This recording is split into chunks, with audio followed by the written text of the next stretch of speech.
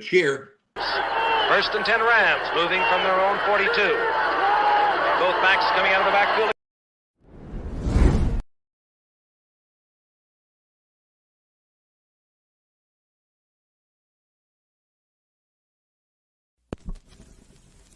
.790 and 1420 in the Canal Zone. This is SCN Radio. SCN Radio in the Canal Zone. A service of SCN Radio, 790 and 1420 in the Canal Zone. All right. Welcome. Happy Friday, everybody. Welcome to the Balboa Yacht Club. It is happy hour, and a happy hour indeed. Ricky, welcome. Good to see you again. Right on, Willie. Happy Friday, everybody. Yes. Feliz Friday, the first Friday well, actually the second Friday for us in March. But again, good to see all you Zonians out there. Again, remember, you guys log on any of the Facebook channels, log on to the YouTube channel, whatever, and throw your chats in there, say hello, and let us know you're there, and we'll go ahead and kick things off. Tonight, interesting show. We were going to talk Cayuca race. We were going to talk Cayuca race. Remember, we talked about that last week and the week before. And then I saw a posting on Monday. We were on Facebook from George Call from the band Aska. And they were talking about a new album that they're going to be releasing in April. And they had a new video that was going to be debuting, I think it was Wednesday. So I logged on and watched that, and I reached out to George. I said, hey, man, why don't you jump on the air? We've been talking about getting some rock and roll shows on here, some music and whatnot. And so I remember you and I were talking about it, right? Yeah, good find. You know, hey, so how many albums do they have, Willie? They have quite a bit. I want to say six. Right he'll obviously tell us that here when he jumps on. Recording artist, our very own. Yeah, man. And so, you know, a couple of cool things in the video. I watched the video the other day. Purvis, how you doing, man? Good to see you, brother. Just watching the video. I don't want to tell the story because I'll let him tell it. Let him talk, yeah. But I do remember these guys playing in Panama. I think his younger brother Damon also played in a band. So there's some rock and roll history there. But even when I posted that on there, we got Julissa Guevara, who's she's a St. Mary's friend of mine.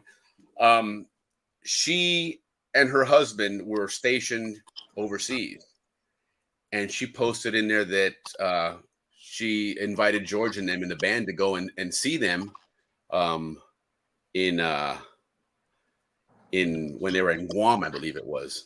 And I was like, wow, small world, you know. And so then I started doing even more research on George and the band, and find out that they were touring around the world. And I was like, man, that's cool, you know. So we're gonna get him on here. What does ACSUM stand for?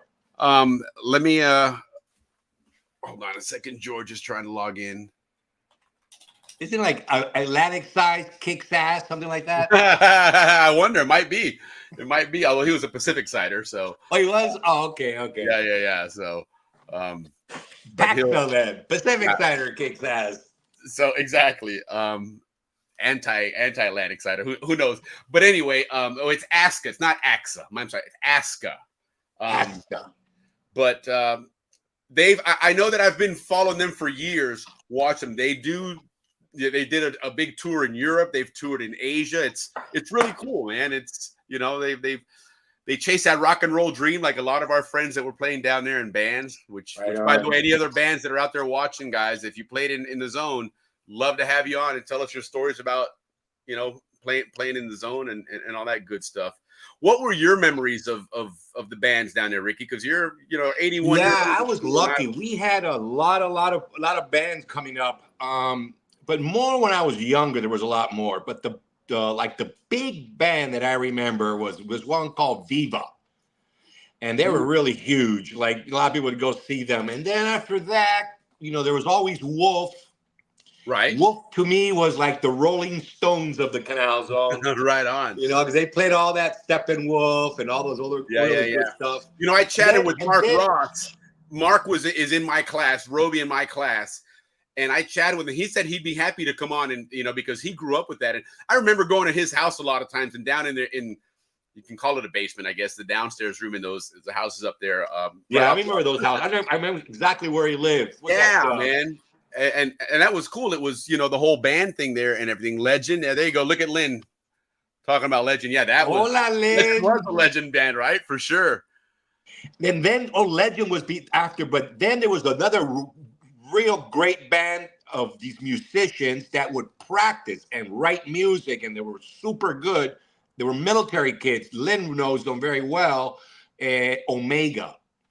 It was like these two brothers that played the guitar, and this girl played the keyboard, and the drummer Alvin Smith, one of the best drummers in the Canal Zone.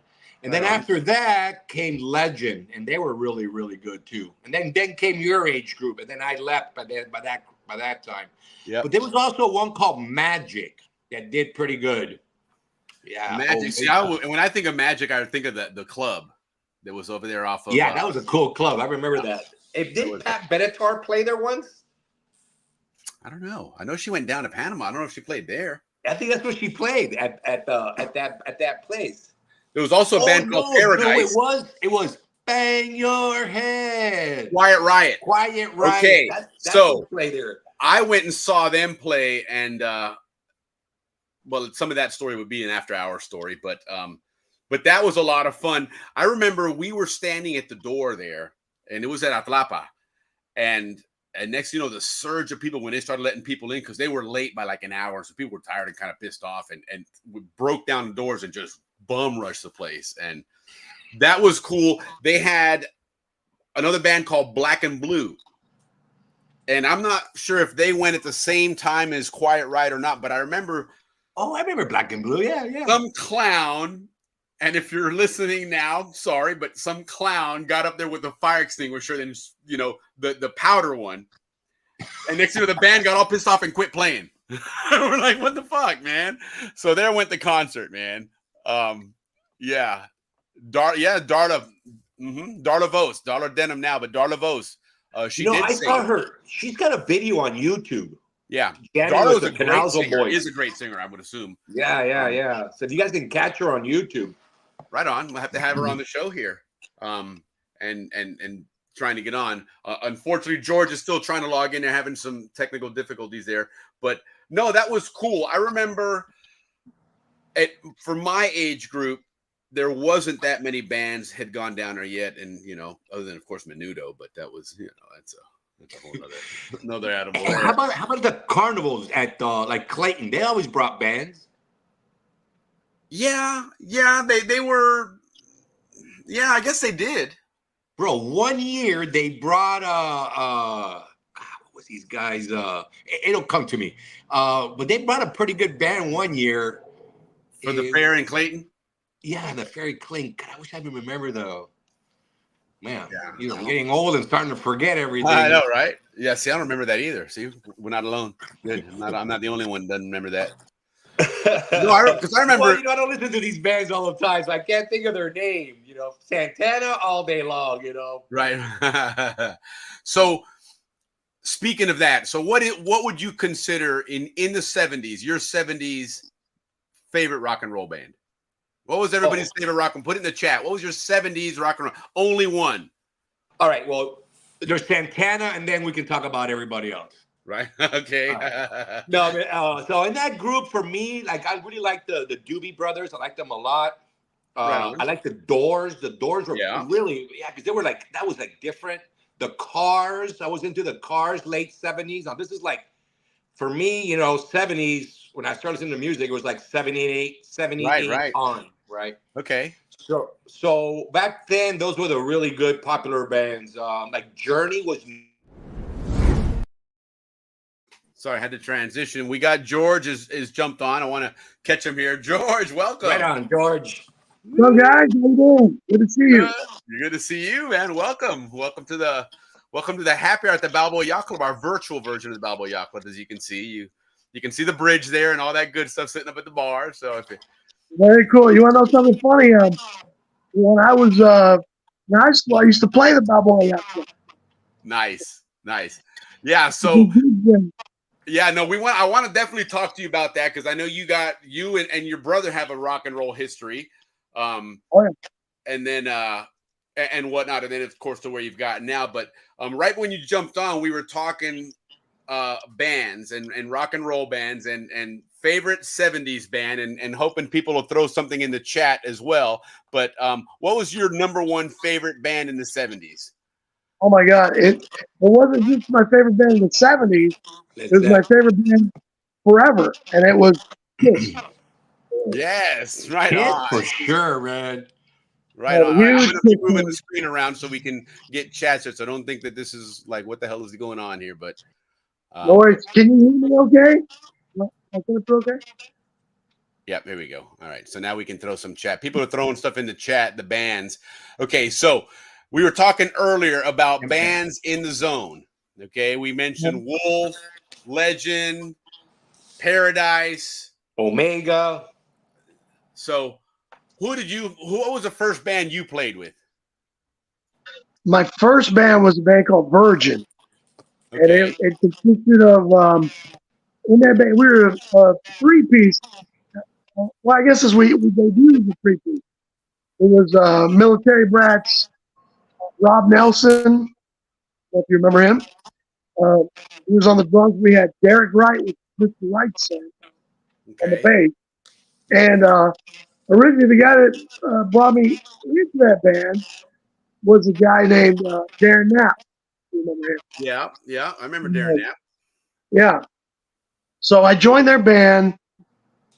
Or, actually, that's not true. My first band was Warlock with the Dominguez brothers, which was Eric Dominguez and Albert Dominguez. And I remember writing our first song at the Amador Youth Club, Okay. Youth Center. Right. And so we were called Warlock. And from there, I was recruited into Virgin. And then from Virgin, we made our own band, Legion, which featured Darla Vos on vocals. There you go. Myself and Darren on guitars. We had Derek Wright on the bass and John Beers on drums. Remember John Beers? Yeah. Billy Beers' brother. So, and we had a really good run in that final year in high school there. And we played the Toga Party 4, Sure. all of the yacht clubs, on both sides of the isthmus. Yeah. The KC Club, of course, the venue that you base your entire show on, the Balboa Yacht Club. Of course. So yeah, man, we were out there doing it and playing. We would do these transition tours where on Friday we play on the Pacific side. The next morning we load up all our gear on the train and go and play the Atlantic side. I love it. Right on. Yeah, it was really cool. We'd go home on Sunday night. We go to school on Monday. That's and awesome. So it was insane. Fun is all out. Heck yeah, man! Living your dreams, man. For Yeah, sure. we the way, man. And if we hadn't had such a great time doing it here in Panama, we might not have wanted to pursue it in the States. Right. So I want to keep that story going, but I want to still kind of stay on the Panama band thing. Your brother had a band with Eric Centeno's younger brother, right? Rick Centeno. Yes, I kept trying to say Rob Centeno, Rick Centeno. Rick Centeno. We had a Gary. Gary's last name. It was I can't forget his last name, but we had Gary on guitar. I think they had Brian Soper at one point. Okay. Darla also joined. Yes, I do remember that. Yep. Darla was quite the singer. I would assume she still is. I hope she still is. We'll put on her spot. It's funny that Darla has actually come to see my band in the U.S. Several of my bands on tour in the U.S. All these years later, she saw us on tour in Atlanta, in Georgia. What's that? Not Atlanta, but the other big city out there. In Georgia or in Georgia, and she saw us in Louisiana as well. Not Athens. Savannah, No, that's really close. Savannah rings a bell. like Hilton Head and all that area there. Something with an M. Is there a place with an M? Marietta. Marietta. Okay, yeah, Marietta. outside of Atlanta. Yeah. Yeah. So she saw us. Her and John Salazar. In fact, I remember the night we played Marietta, it was almost like a Canal Zone homecoming because you had all these old Zonians there. Kevin Vos, Don Vos, John Salazar. You had Tony Diaz. You had Dina Grippo, Kevin. All these people from the Canal Zone in force. It was really fun. And then they did it again when we played in New Orleans. They came out and saw us at Santos in New Orleans. Right on. Yeah. You need to make it out to Florida. I've been, but it was right before the pandemic. We played Tampa. Right on. And I don't know. Well, that's where the Balboa Yacht is. The Balboa Yacht is in Tampa now, so you need to make it back there into the studio. Very cool. Yeah. Sure. Yeah, no, for sure. Now, tell us, so you were Panama in the zone, and of course, like everybody else's stories, you move out, you move up to the States. But now, did you leave and move to the States with the intention of continuing in the music business? Absolutely. We had such a great time doing it in Panama, but of course, we were, I think we hit the roof, we hit the limit.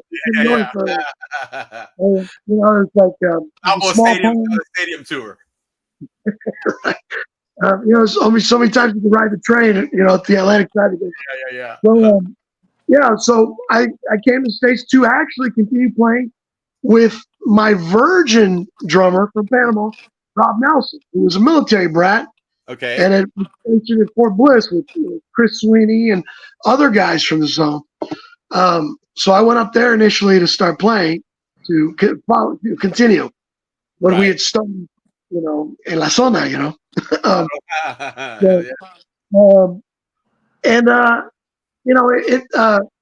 very shortly, within the year, I ended up recruiting my Legion guitar player, Darren, who had gone to New York to start college. And he's like, dude, I hate this, man. I'm on the show. Right on.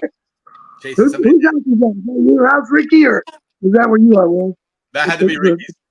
But the time? Yeah. I'm in downtown San Francisco. It's loud. I don't even hear it. I'm so used to it. Dude, I sleep right through all that stuff. I was in your neck of the woods there in 2018. We played in San Francisco. Right on. Good year. Yeah, it was great. But when we left your town or your city, we had our transportation. We blew a radiator. And we almost, the next night we were playing the Whiskey in LA, and we almost didn't make it. It was, I had to just pedal to the metal. I said, everybody get out of my way. I'm driving. Yeah, that's a long way. That's a long drive. Hey, where did you guys play in San Francisco? If you can remember, American Music Hall. No, it was a venue that was, you had to go upstairs to get to it. Yeah. Well, we have a couple of those. Yeah, it was a great venue. I wish I could remember the American Music Hall or Warfield. Warfield. That's not. No. It wasn't Warfield, and it wasn't American Music Hall. It was a club venue, and it was upstairs in a building, but it was a big, nice size venue. And we played it with a band I think that's local to your area called Slough Fay. And we had a blast, man. And we had a really good time. Yeah. Great music scene in San Francisco, even till today. A lot of other things are different, but the music scene is still phenomenal here. Well, and that's small venues. You get great bands. Home of Metallica and Exodus and all the the bands that I listen to. So, very cool. But with getting back to Canal Zone, so I came to the States to continue with other guys from the Canal Zone. Of course. Derek Wright joined us at one point. Darren Knapp came and joined my band, who was in Legion with me. Rob Nelson, of course, that was in Virgin with me. we had the band, together with me. So, and then eventually my brother came and joined us. Oh, cool. Okay. And so it was almost like we initially started building ourselves as Canal Zone Rock. Because Right. 3 of the 4 guys were always from the zone, one Yeah. or the other. And I mean, and we're not talking, Zonians by, they would came from military, born and bred, Canal Zone. Right. DNA level. That's right. Right, the roots. So, Carimañola, Iris, Sancocho, Calaya, like this. Chancletazo. So now, how long did that Canal Zone band go before you started getting to your next phase, where you started, I guess, evolving, right? Yeah, we kept a full, or 3/4 Canal Zone lineup right up until about the turn of the century. I think 99. Okay. We were touring the world, playing every military base around the world, doing shows for DOD, USO. I got a funny story for you in a bit when we get to it, or when you want to talk about it. But about when Aska came and played Panama, and we did a 2-week stint of shows in Panama and played every base. And then for the first week and the second week, did a string of shows in Ciudad Panama. Wow. And all that stuff. And but I've got quite an interesting story. But when you're ready. No, go ahead, brother. Go ahead. Well, okay. Well, in 99, we brought Aska to Panama. And actually, I think Damon left in 98. So at that point, we were just half Zonian at that point. And then the other 2 guys were, gringos from, Detroit and Fort Worth, respectively. Right. And, so we went to Panama and played, of course, Quarry Heights and Clayton and Auburn. This was the end of the bases, right? Yeah. This was the last year of the bases before the turnover. Yeah. And when we got down there, whenever we showed up in country, we always had a POC assigned to us, a not person of color, a point of contact. Right. So we had a point of contact that was assigned to us. And in this case, the guy that was assigned to us was a guy I'm sure you guys are familiar with, a young man named John Hearn. Of course. Yeah. I've heard of that guy. So, yeah. Well, when I was a 7th grader in Corunda Junior High School, Corundu, I had written, there was this really hot girl in class, Kim Sutherland, right? Right on. We had math class on this. Oh man, she's so hot. I'm gonna write her a note. I wrote her a note. Hey man, how'd you like to, give me your phone number, whatever. I was a 7th grader, as a punk. I had no game at that point whatsoever. But I gave her the note, and she took it, and she never responded. But the next day on the bus, I got my response. John Hearn came and sat down on the seat with me at the bus. He goes, "Hey man, are you George? You George Cole?" Yeah. He goes, "You're the little bandejito writing my girlfriend a love note, man." And I'm like, "Oh, that's your girlfriend? Oh man, I'm sorry. I didn't know. Do you know?" Oh shit! Can you cuss on the show or no? Yeah, you cuss. Fuck yeah, man. Oh man, he sat in my seat on the bus, the yellow bus, and so he's sitting there and he's looking at me like, "Oh shit."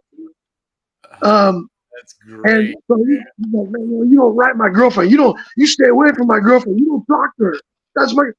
Like, dude, what are you worried about? You're a football star, man. I'm just a little fucking black. And your hair was long then, still, right, or no? No, not because not yet. And I did have my hair pretty long in high school by Panama standards. Yes. Still, it was Rob Nelson was the guy with the long hair. I remember he had hair like halfway down his back. Right. But I was trying, and then my dad wouldn't go for that shit. He was like, No, no, man, I had to get too long to get that thing cut. When I get it cut, it was like you're gonna get it right now. I mean, my dad, he did it to the barber shop there in Balboa. Yes, It I was know. My dad buzz was a cut. crew cut. Shit, we go to Kanye Holt house. My dad would take us. No, my dad would. I'd have to skip school a couple days before my hair grew up a little bit. Yeah, that's great, dude. I found it. I'm gonna put it up here. Hold on. Go ahead. But anyhow, so John Hurt. So as we get to the school, as we're pulling up the Corundu, you know, he get dropped off. He goes, "So you hear me? You hear what I told you?"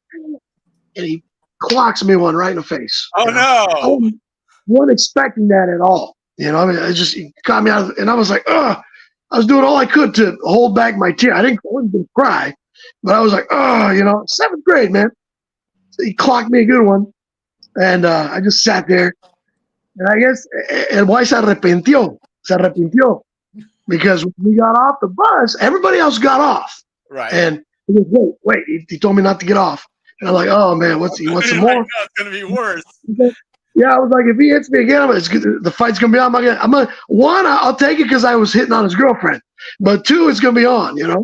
Yeah, of course. So he's like, wait, and then everybody got off the bus, and when we got off, he goes, "Hey man, dude, I'm sorry, I didn't mean to hit you, but you know, you crossed the line, you hitting on my girlfriend, blah blah blah." So I didn't say a word to him, and that was that. Right on. Fast forward, 1999. Oh, there. That was summer of. I remember. You got an older brother. No, I wasn't an older brother. I had a younger brother. Totally remember you, bro. I was Gina's cousin. You know, I was Gina's cousin. Yeah, I totally remember you. Yeah, right but on. no, my brother had the really wild hair. You know, in fact, when he came up to the States one year, I saw that. I thought he was bullshitting. I thought he was wearing a wig. That ain't your hair. What's going on? But so anyway, fast forward 1999. Aska shows up to Panama. We're booked, you know, at all the radio shows. We're doing all the SEN stuff. Right. We're playing every military base. And our POC, the guy in charge of it, the guy that gets our food, our housing, any desire we want, or drive us where we need to go, John Hearn. I go, man, that's called karma. Right. that was quite karmic, because now he had, you know, we never mentioned a word about it, never said a word, but he had to know. You know, he had more information. Oh shit, Carl's bad. I have to take care of him. This is the guy I bullied when I was a kid. This is the guy I punched for hitting on my girlfriend, even though his girlfriend was a 7th grader, just like I was. Right. So, you know, I thought that was real. It was quite karmic, you know. Yeah, the guy that hit me in the face had to now cater to my band and pay us our pay, you know, give us our paychecks, you know. Right. Life comes full circle, didn't it? It really did, and it was quite sweit, you know. But you know, there's no hard feelings. That was all kid stuff. Yeah, exactly. Exactly how. It worked out. It worked out. You know, you always want that. You know, when that kind of stuff happens, there's a little, you know, turnabout is fair play, a little comeuppance. Wonderful, you know. Exactly. It's nice when it comes back that way, you know. It really, childhood story. To do it. Yeah. And I'll tell you, we had a blast in Panama every night. Yeah. We had for the Panama leg of our shows in the city, our patrocinadores, you know, Carta Vieja, Hertz Rent-A-Car. We had hotels provided, you know, all this well taken care of. We were well taken care of. And then and we did a 4-night stand at Club Sahara. Okay. And which was, at the time, it was owned by oh man, say again? The Batesh? No, but you're close. You're very close. Jewish guy. Cool dude. He went to BHS. I got the name just now escaped me. But his partner in crime, his top manager, was Roderick Furtado. You remember him? Yeah, Roddy yeah. Roddy was the manager. Roderick. He's a good guy. Everybody knows Roddy. Yeah, we knew him as Roddy. We grew. in Diablo together. Of course, that was another. We started out as, it's, oh man, Ronnie, like, hey, you guys picking on my little cousin, Billy. And we're like, no, dude, we love Billy, man. Billy's cool. And, of course, we made fast friends, started hanging out, playing football on the Black Road. So, it's like, it's funny how these connections that were made, growing up in this idyllic isthmus paradise continue for years, and they keep coming back, keep reappearing in your life one way or the other, Gene, what's up? Gene Sorry, Burke. you guys keep on. I'm in the background. I'm just reading the saying hi to all the guys. Sorry. You guys keep going. Yeah, for sure. Bill Toasty. Billy All right, Bill. Yeah, he was in your class. That was class of '85, wasn't he? I think. Yes, he was. I remember Billy. Yeah, for sure. What's up, Gabe? Billy and Mary, his sister, all these people. And Gene, of course, lived kind of across the field from where we lived. And we grew up the other end. Yeah, he's a Diablo boy. Yeah. Oh, Gene Birch was Jimmy's brother, right? And he lived down the road in Diablo as well. You great guys had guy. a good crew over there in Diablo. That was Yeah, we really did, man. We had a really cool crew. Now, you guys, Will, where were you in Balboa, right? I was in Balboa. I was on Barnaby Street until first grade, and then I moved to Amador Road. And I was the third house from Amador Gate, right on Amador Road is my house. The corner house was Steve Soriano. I don't remember who was the next house, then myself. The Bernasconis, it was the Nolans, and then they moved to the back road, and the Bernasconis moved there. A story about the moon. Yeah. And then we moved around the corner onto Bamboo Street or whatever it was around the corner until I think 11th grade, 10th or 11th grade. Then we moved out to Los Rios. So very cool, dude. I started life there, my Canal Zone life that I can remember, on Almond Street in Balboa. I was 4 years old, 4 years old. Almond Street, man. Remember that to this day. Then moved to. You remember where St. Mary's was there in Balboa? Yeah. I went there for 4 years. We both went there. Well, you guys were, as you know, you remember what we used to call the St. Mary's kids, right? Yeah. That's why we had to be good in football, track. We were always fighting. No, and every time I tell this story about St. Mary's, because I went there from 4th grade to 8th grade, and then I went back to public school. And so prior to that, the bus going to Amador Road from Balboa would turn in that first road past the YMCA, make that first left there into Gavilan. And we'd go right by St. Mary's and see those guys and be yelling out the window, "Ferry, St. Mary's." And then all of a sudden the next year, my ass is in St. Mary's and I see that bus coming, like, "Chucha, hide, man, because they're going to be making fun of you." So yeah, dude, I know very well from both sides that Ferry St. Mary's, man. Yeah. Well, we got all the pretty girls, that's for sure, man. The St. Mary's girls were the biggest. In the church, for sure. You know what else? I did my catechism at St. Mary's. Right on. So, at the school there. So I would go there on Wednesdays. I'd do catechism, but I was doing, my high school and junior high in the regular. So, what a trip, man. Willie, I remember your brother Scott, when we were. Yeah. But he was dating a girl in my class, Maria Elena Stewart. Remember her? Yes. Yeah. I remember they were dating way back when I was in high school. I think he was in college at the time. He may have been, because he was class of '84. So he, if it was your senior year, maybe then, he was. He was the year before. Yeah. So, but let me ask you a question. What does AXA stand for? ASCA, it means Arnold Schwarzenegger kicks ass. Might as well. Yeah, the bomb. I'll get down. No, it actually, we got the name from Panama. In Panama, because we would play, my band would play the Pacific side, and then we go to the Atlantic side. There was a group on the Atlantic side, gang, a clique, if you will. It was just a group of friends they called themselves Aska, right? Now, I was a Pacific Sider, born and bred, lived my whole life in the Pacific Side up until I left. But because we go to the Atlantic side and play for them, they were always, it was also so much smaller there. Right.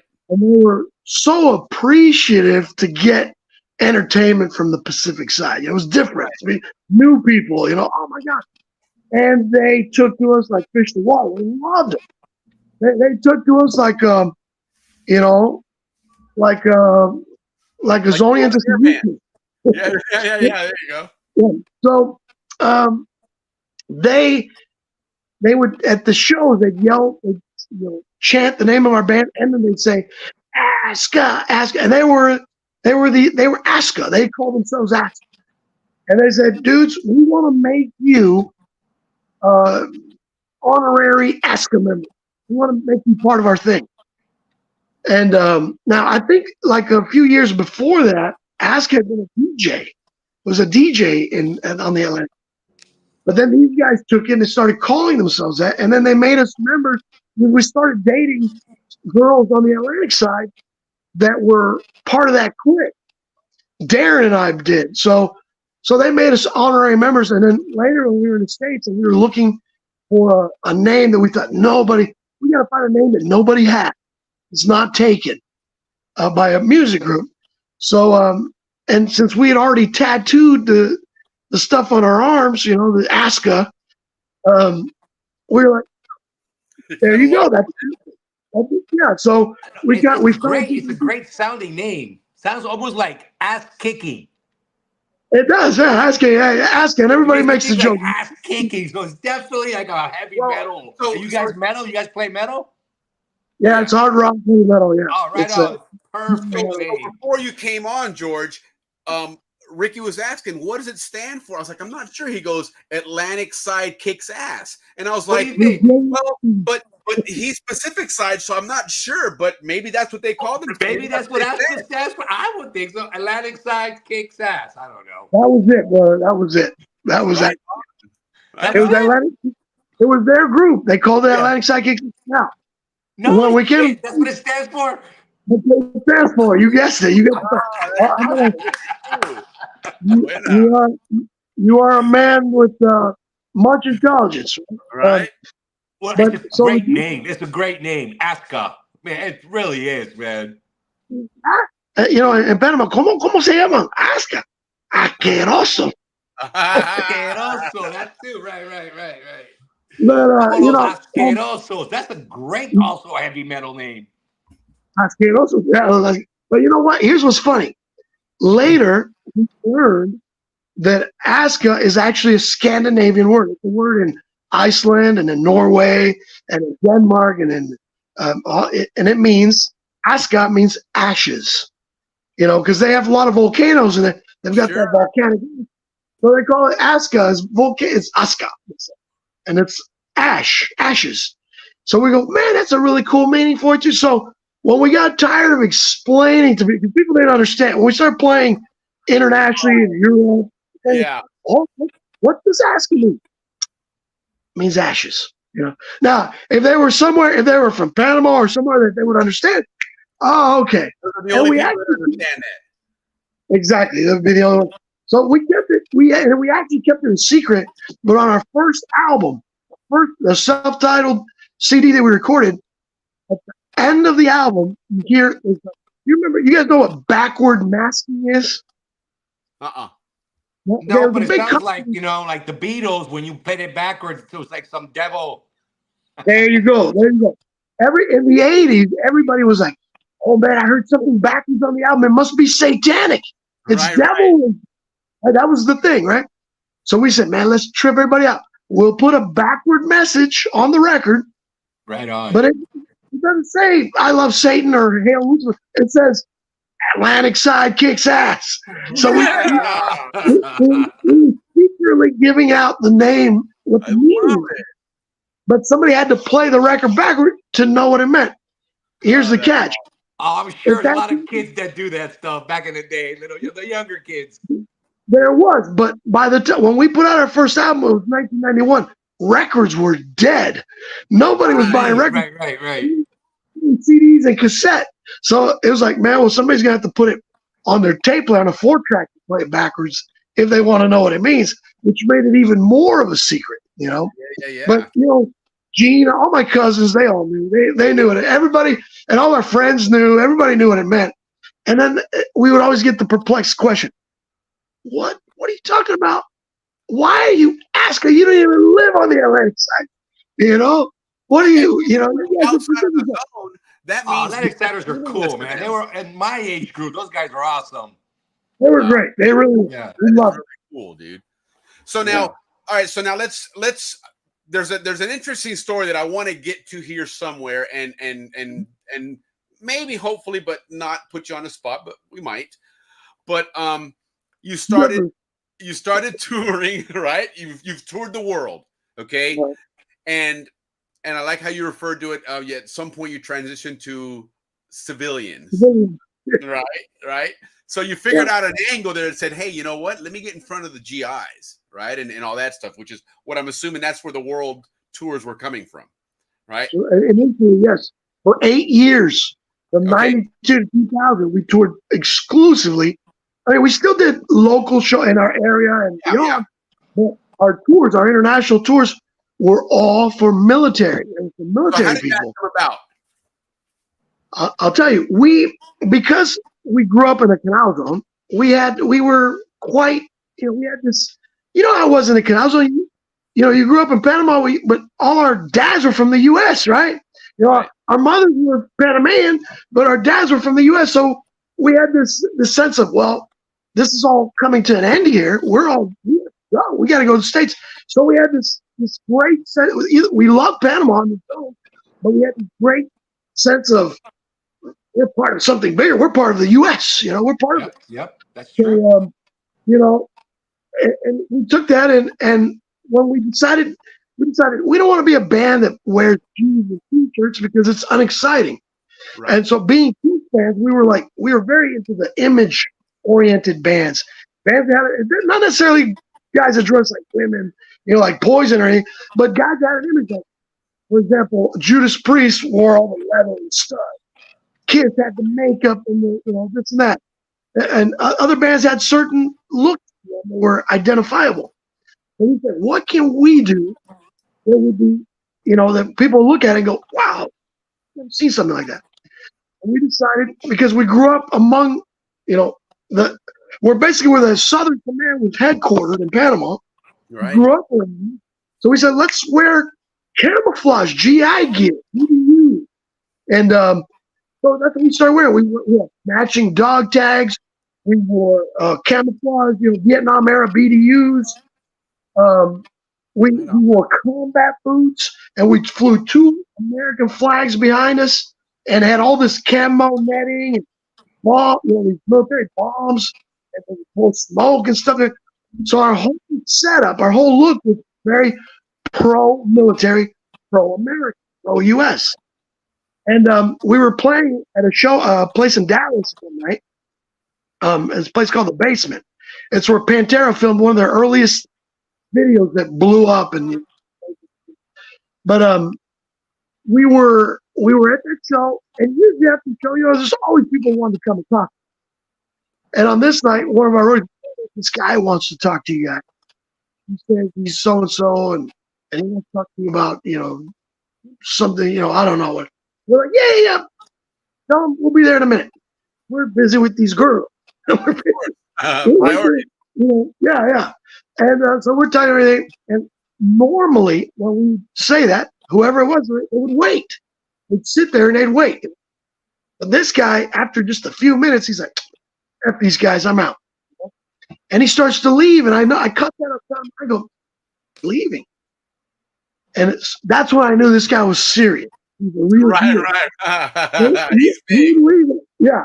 So I sent my roadie, my guy, Alan Farrell, I go, go get that guy. You know, go get that. Don't let him leave, man. Tell him I'm coming right now. Because I could tell. Hi, Darla. He was a... Darla, your singer. She's That's Darla. That's Darla. Now, Darla Denham. There you go. That's the Canal Zone's most famous singer right there. I love that. Correct. I love Prettiest too, the prettiest singer we've ever had. Love it. You know, I know you're married, so sorry for your husband, but you have a beautiful wife. Hey, Darla was always clean. We were before we ever got Darla in the band. We were trying to pick up Darla. Right. Darla, I remember calling Darla. Darla, listen to our band play. Hold on. And then we play a Kiss record and let the song play. And then then when the song's over, say, "What'd you think, Darla? That was your band?" Yeah, she goes, "No, it's not. My brother has that record." We were full of shit, but still, she ended up joining our band, in the years to come. And we, there's always a big heart for Darla to this day.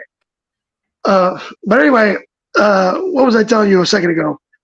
I can't remember. Oh, so the guy walked out, and you realize, this guy's big time because he's walking out, man. He ain't about the bullshit. And we went and talked to that guy, and it turns out he was a Marine captain in charge of. He was a talent scout, and when he saw us on stage with the American flags and the camo gear and the dog tags and all that, he goes, "I think you guys would be perfect to tour for the military." And we're like, "Yeah, great! Don't you have bases all over Europe?" Yeah, he goes, "But no Europe right now.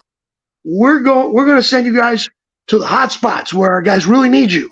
Like, oh, what do you mean the hot spots? Afghanistan. Yeah, not Afghanistan. This is the 90s, but we're going to Saudi Arabia. Oh yeah, for sure. The Iraq War was going on at that time. Yeah. And we're like, do we want to? Hell yeah, we want to do it. So we went to Bahrain and Kuwait and Saudi and United Arab Emirates, and we went. Our first taste of, outside of the Western Hemisphere was going to the desert, the hot zones, the hot spots where the fighting and the war was fresh and everything.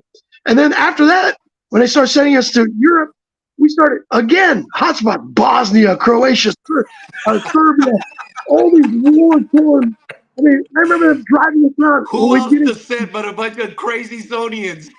I'm telling you, and they issued us Kevlar helmets, flak jackets, and every few miles they'd stop and check for landmines.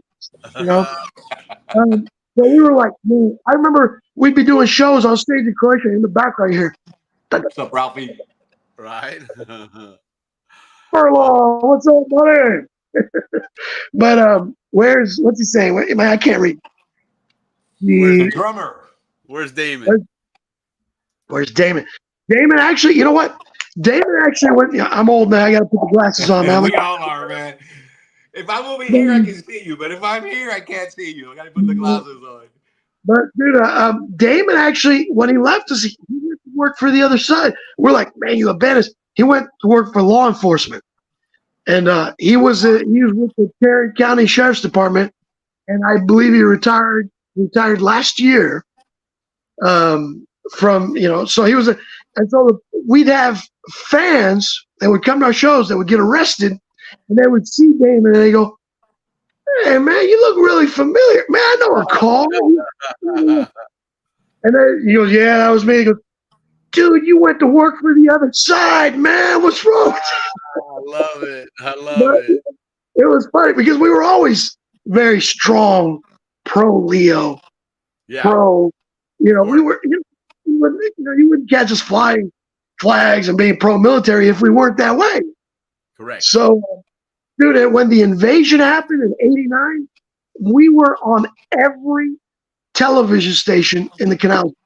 We were Channel 8, Channel 4, Channel 5. Every major station was interviewing us about Panama and Noriega, the invasion, and what was it like living in Panama, and how are your family members? I mean, we've got hours of footage of that stuff, and it was crazy time, but that's insane.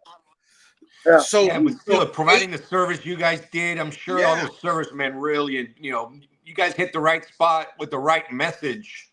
We did. We were about 10 years too soon because had we been 10 years later, with the advent of the internet and social media and all that.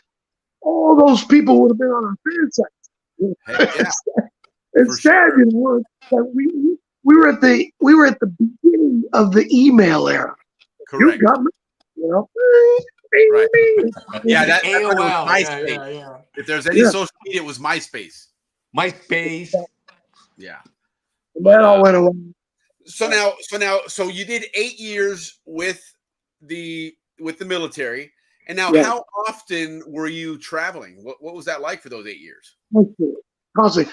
We would do 2 to 3 tours a year for the military, and we'd go out as short as a month to as long as 3 months. You Wow. know, so we'd be out, we'd come home, we'd be home for I'd say 2 months and 3 months sometimes, and then back out. You know, and we would do that 2, 3 times a year, and we played all over the world. I mean, you're talking Japan, okay, which we did the South Pacific circuit, we did the European circuit, we did the Caribbean circuit, played North Africa, played the Middle East, you name it, we were there. The only place we didn't go to is Greenland. There's a base there in Thule. We never got. We went everywhere and had a blast. We didn't want to stop. We So really didn't want to stop.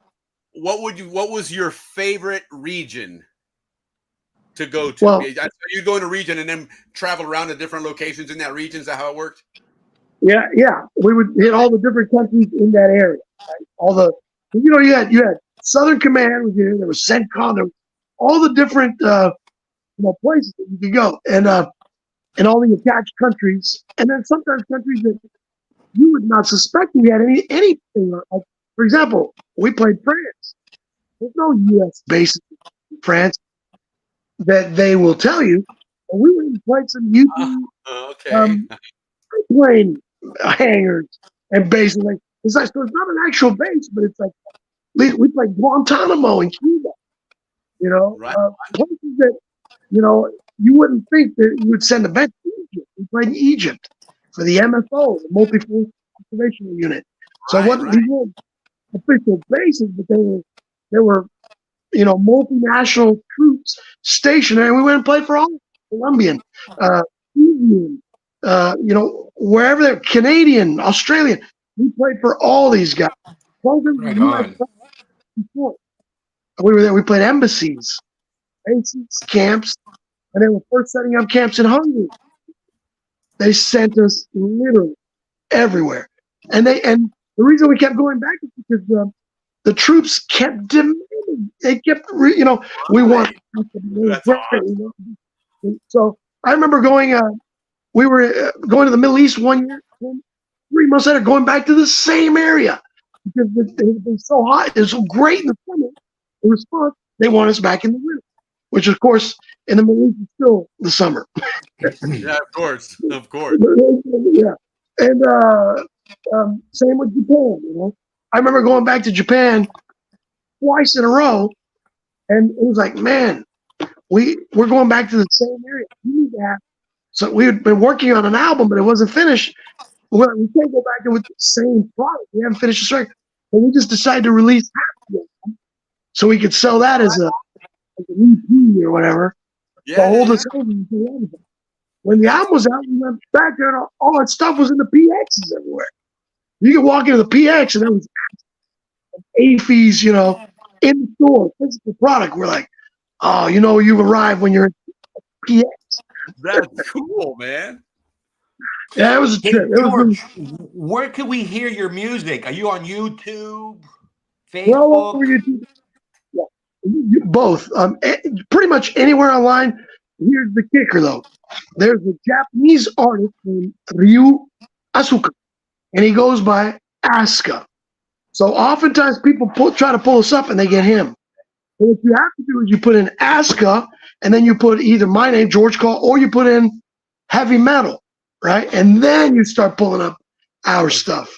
We got 6 albums. Our 7th coming out April 13th. So you can find it. It's all over YouTube. And our new video just came out 2 days ago. We're going to look at that here in a second. But before that, I want to ask you about something here. I was going to kind of put you a little on the spot here to test your memory here. So I'm not sure if you can see this on the screen, but so Julissa Guevara Hurst now, Julissa, classmate of mine in St. Mary's, but she was in Guam at the time. And so she's asking there, don't know if she remembers, but we invited her to the band to our house when we lived in Guam 30 years ago. Does that ring a bell? 100%. Ask her if she was friends with Marcela. Marcela Duras at the time. Marcela Duras at the time. Was that her friend? I'll ask her. I'll find out. No, JB Duras. Yeah. I absolutely remember Julissa. She was married to Dean, wasn't she? Couldn't tell you. That I'm not sure. That I'm not sure. Dude, we played Guam several times and had a blast. And I remember being invited to a house party in Guam that we went, and they had barbecue and, drinks and the works, Right. Did we lose Ricky, or did the graphic pushed him out? No, he should. I don't know what happened. I think he got. I mean, the graphic didn't push him out because he should have been up here with us. But, se estaba orando y tenía que excusarse. Well, you know what, though? That's what happened to me a minute ago. I was there and it just booted me. Yeah, no, the internet's been acting a little funny the last few days, so who knows? Who knows what's going on, Well, you know what happened. You know what happened. Yeah, I know. They shut They're setting it up. I get it. It's practice. So again, Pacific region. But I remember Julissa and Guam. Okay. So would Guam be your what would Taragi you? Beach. No, Taragi Beach. I remember Taragi Beach. Right on. Here's the thing, Willie. I've never done a drug in my life. I've never so much as smoked marijuana. So my mind is lucid. I remember everything. Right on. Good for you. So yeah, dude. So yeah, Guam was so favorite area in the Pacific then, would that be Guam? My favorite area in the Pacific, or for the Pacific, God, they sent us to Hawaii, bro. You can't beat that. Right on. Hawaii was phenomenal. But of course, on the South Pacific tour circuit, I gotta say, there was just so much that was fun. Australia, right? That was a blast. Japan was couldn't get enough of Japan. So it's hard to say this or that. Yeah. At this point, I've been at 60 plus countries, and more than 50 of them were with ASCA. So, I mean, I've joined other bands throughout. You're back. Welcome back. Bienvenido. Sorry. Maybe one of them sirens came and knocked on the door. I wasn't paying attention to the battery, and biggie se me apagó. Of course. No, that's really, really cool. And again, just 8 years to be able to just say, hey, man, these guys wanted us, and they want us to keep coming back. And not just in one place, but all over the world. That's all over the world. They take us to the circuit. They'd bounce us because we were so in demand, and it was great, man. We had a blast. I wouldn't trade it for the world, just like growing up in Panama. I think if somebody had said, would you have rather grown up in the U.S., been born and grown up in the U.S., or been born and grown up in Panama? I would not trade growing up in Panama. 100%. 100%. Yeah, I don't think anybody would ever say that. And if they did, I think it'd be blasphemous anyway. But that's for another. Yeah. I always felt bad for the ones that left like in 11th grade, and missed out that last senior year. I'm like, going to a new school, your final year, missing out on Balboa. Yeah, that was, and we saw a lot of that because we had a lot of friends in the military where a lot of times they were only there for a couple of years. That is true. The military kids had to go through that a lot. Yeah. Some of them wouldn't want to leave. I knew a few. Well, that's kind of like when we were talking the other day about football, and if you played for Cristobal or for the Rams, you played against the same people for 12 years between Little League and high school. But if you played for Clayton, Albrook, Howard, you were there a couple of years and you were gone. So you didn't have that longevity. They were rotated out with everybody else in the military.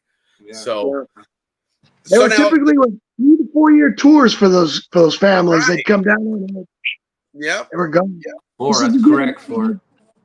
Yeah, it was time to go, and they came in and they went. And I've stayed friends with some of them, and their Canal Zone experience remains till today their best experience. Yeah. As kids, those 4 years were their best years. Yeah, absolutely. You see it a lot on a lot of these Facebook groups, and I've noticed it a lot on some of these Zonian groups now. There's a lot more military people posting on there. They're talking about when they were in Clayton and Howard and things of that nature. Hey, they're all part of the family now. They were, because they enjoyed the experience like we did, man. It was really cool. So now let's move forward again, because we've already hit the hour. But and I don't mind staying on if you want, or we can do pick up again next week and bring in some more rock and roll stories, because I do want to show the video. And talk about that. I watched it, and then I started looking at some of your pictures and stuff, and realized who was in the video and all that kind of cool stuff. And so if you want to do that again, it's up to you. Man, we're having fun. Yeah, it's a great time. Good, good. So, got your cocktail? I got my Irish coffee. Nice. There you go. Absolutely. And that's the thing. If anybody needs to take a break, go ahead and take a quick break, refill, and back on here. But so you have an album coming out in April. New album. Okay. It's called Night Strike. Yep. How many albums is that for you guys now? This will be our seventh. Nice. Seventh, and this one is our first in 10 years. We wow. we kind of, the pandemic kind of stopped things. Also, we were doing this, doing that, and we just didn't get a chance to do it. The pandemic actually almost gave us a chance to get back into the studio and do some stuff. What happened, I ended up joining a few other bands that I was recruited into Banshee, which was a band that had been on MTV in the day, and I did 2 albums with them. Then I was picked up by a band from England called Cloven Hoof that I was a fan of in high school. I remember listening to them in Panama. They recruited me into their band. I did 3 records with them. So when you start doing these other bands, there's only one of me. So it's somebody starts getting the short shrift. But now I left Cloven Hoof last October, and refocused my energies into Aska, and we got this record coming out. And the first one in 10 years. We're happy to have it, and just ready to get back out there and continue what we started. And basically, you've still got 3 of the 4 guys that were on the last album are on this album. So, very good, very good. So it's a lot of content. Absolutely. I like to keep, unlike there's some bands that like to rotate members all the time. I like to hold on to them. The guy works, man. As a fan, for me, as a fan of rock and roll music, one of the things that I didn't like was when Kiss started doing that. I was always a big fan of the original Kiss, and regardless of what happened with Ace Frehley and Peter Criss and everything, but me growing up, that Kiss for me, and the other guys, they may have been I know what you mean. Right? The other guys, even though they were probably better musicians, right. It just wasn't the OGs. But that's what I know as Kiss, and so same thing for a fan of Aska. That's what they know as Aska, and when their new album's coming out, that's what they expect. That's the sound they want. That's the name they want to see there, and so that's cool that you're able to do that 10 years later. That's right on, pretty George, man. Fuck yeah. I'm being a music fan myself, and I play rock and metal, but I'm very eclectic. I've got, if you were to see my record collection, there's Pedro Altamiranda next to Rick James, next to Merciful Fate. Next to Merle Haggard. I love music. In all its forms, shapes, and so for me, I don't care if there's a better musician. I just want the same one that I've grown, that I've learned to love and be a fan of. I don't want a new guy. Of course, the reality of the business is hard, and it's not for everybody. And people oftentimes drop out for whatever reason. So you can't fault them. But where possible, if you can keep it together, I'm a big believer in keeping it together. Yeah, no, for sure. Like I said, for me as just a music fan, because I've never played in a band, so I wouldn't know that end of it. But to me, I don't like change when it comes to things like that. You know, that's what I want to hear. Conservative, because we don't like exactly, very much so. But even back in if you think about, for example, a rock and roll band, a very famous rock and roll band that has a unique sound to their singer, AC/DC. Oh yeah, they're pretty lucky in that Brian Johnson was somewhat similar, to the previous boys. It wasn't. Black Sabbath, they did it with Ronnie James Dio. That was a good. A good double. So, yeah, it's a lot. It's a lot harder to change singers than it is guitar players, bass players, drummers. Drummers easily. The voice, the front of the band. That's the identity you're used to. Yeah. So it's Doobie tough. Brothers had a good change of singers. Yeah. No, it's worked with some people, and I think some of those older bands, as I heard them at a much younger age, I probably heard them from both sides, and it didn't resonate with me that way. Like something, again, for me, I was born in '67, so mid '70s when Kiss started, becoming a band out there. That's the age that I'm impressionable by it, and so, 8-9 years later, all of a sudden you got this guy, you got this guy. It's like, that ain't quite Kiss, I like the music still, but that's not Kiss, it just, for me, it just has to be that. You gotta have that. For my age group, Kiss was killing it, right? And then, for a couple of years now, and then Van Halen came out. Right. And I remember us kids, we were all saying, that's Kiss without the makeup on. We couldn't believe how good they were, that only Kiss can be that good, right? So we thought that it was Kiss without the makeup. Yeah, and I think Van Halen, to me, I think what helped Van Halen was they came in when that MTV era was really kicking off, and they were smart about putting videos out there. Yeah, they really were. Well, also, they were before that era, but yeah. Right, but that's what made them mainstream in everybody's face now. Pretty Woman was a hilarious video when MTV was first out. That was a very funny video. That's what David Lee Roth was good at, that showmanship. Oh, very much.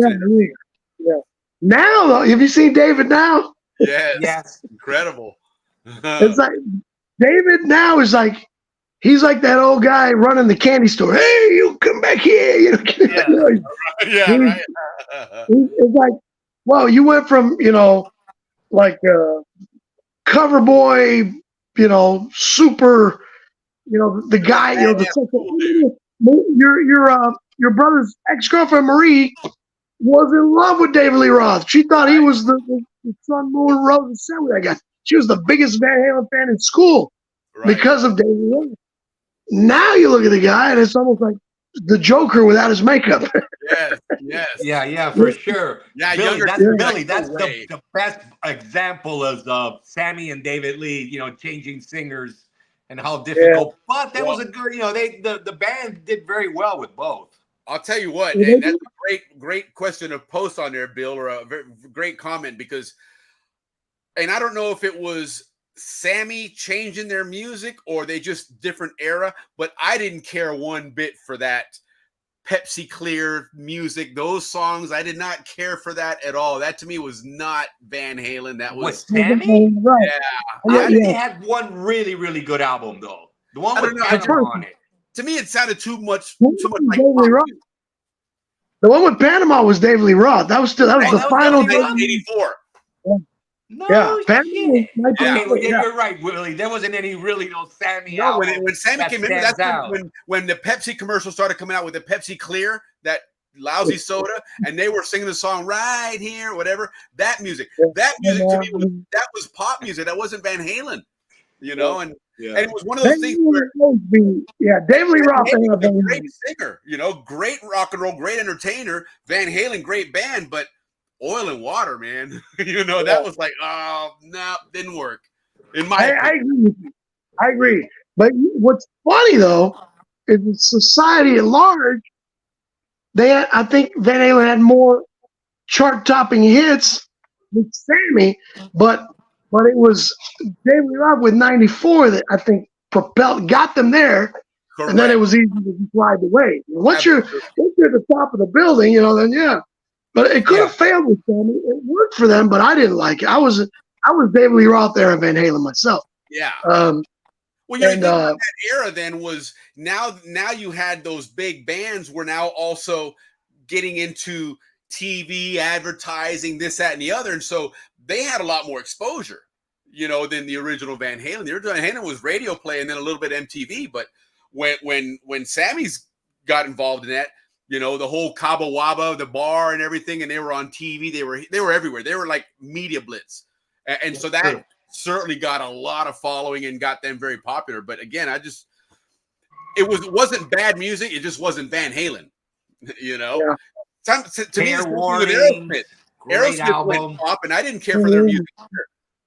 Aerosmith, their original music was great. I mean, Sweet Emotion, I think is a great rock and roll tune. Yeah. And then they turned pop, man. And it's like, I'm not a fan of that. Eat the Rich gets a pass. That's a freaking excellent They do song. have every so often they go back to their roots and be like, all right, let's try one of those again for old time's sake. Was Eat the Rich an old song or a newer song?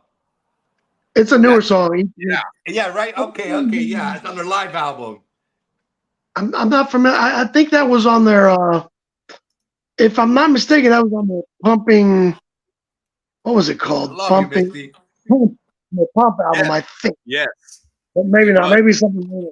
But the early Aerosmith, 70s Aerosmith. God, they were a rock band. They weren't pop. Yeah, they were phenomenal. Really good. Yeah, that Sweet Emotion, the end of that tune, those hard drums, that's rock and roll. That's a great song, Sweet Emotion. Yeah, that's some good tunes there, So it is, it's one of those things. And to me, as a fan of the original one, I didn't care for it, but it put a lot of damn money in their pocket. So, I'm not going to say, hey, you guys suck. No, I'd have done the same damn thing. If someone says, hey, this is what sells now, all right. And again, someone said, well, you're a sellout. Well, no, it's not really a sellout when someone says, dude, you made $5 million. You have a chance here to make $50 million. All right. What do you want me to sing? Okay. Yeah. Money talks. Yeah. It's like Metallica, the same thing. Metallica started as a real heavy thrash band and then kind of morphed with the Black Album and continued to be a little more commercial, radio accessible. Because they said, well, what do we want to do? Stay true to this style of music? True, Richie. Continue to buy these mansions and pay for our Lamborghinis and all that.